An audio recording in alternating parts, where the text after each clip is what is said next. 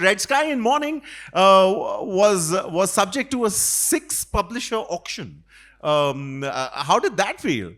And you didn't. It was amusing because I couldn't get an agent to represent me for a long time. So at one point, the agent of another Booker Prize winner wrote to me and said, "Nobody's interested in Irish fiction."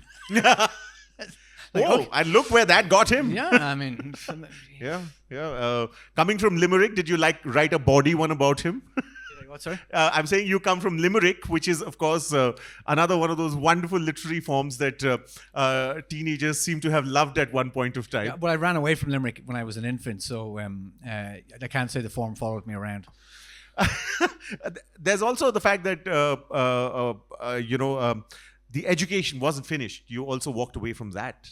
Yeah, I broke my mother's heart. She's like, "What are you doing?" She was a teacher, so yeah. But I while I was at university, I was also freelancing for a national newspaper in Ireland, and they kept giving me more and more work, more and more responsibility, and I had to make a choice. And I thought, well, I don't particularly care for the degree I'm doing at the moment, and this is amazing. The chief sub and the spike, did that help in self-editing the books? You were chief sub editor. I was the deputy chief sub editor of the newspaper. Chief sub, yeah. Well, I was editing for years before I was writing. Right. So my brain is shaped as an editor. So when I write, I'm already editing while I'm writing. It's a strange process.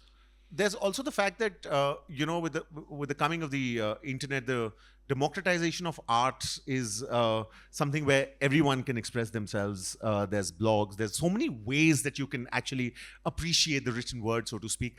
What are your views on the importance of long form, of a book, of words making sentences, then paragraphs, then chapters, and then a whole book?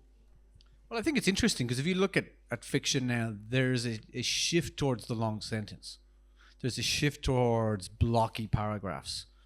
There's a shift towards something that's the opposite of social media, that's the opposite of fragmentation, the opposite of the atomization of attention.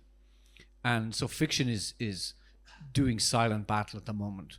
It's saying this is a space for contemplation. This is a space for the building up of ideas without your attention being pulled away. And if you're able to meet that, if you're able to turn your phone off and put it in a safe and lock it in the safe for longer than 20 minutes, if you're able to meet the writer at that level, then magic again becomes possible. I think there's also with the advent of social media, there's also the delusion of proximity to celebrity, so to speak. What are your views on social media and celebrities being on it? Personally, I don't really care for social media because I'm very private. This idea of sharing all your thoughts with the world, it seems to me to be highly unusual. we evolved to know about 200 people. That's the size of a tribe, more or less. So this idea that you can suddenly write something and it can be read by a couple of million people, it's a scary power because it can be used against you. Yeah. And so be careful with. You need to be very careful with it. I have accounts just because they're useful for what I do, but I'm not a natural social media person.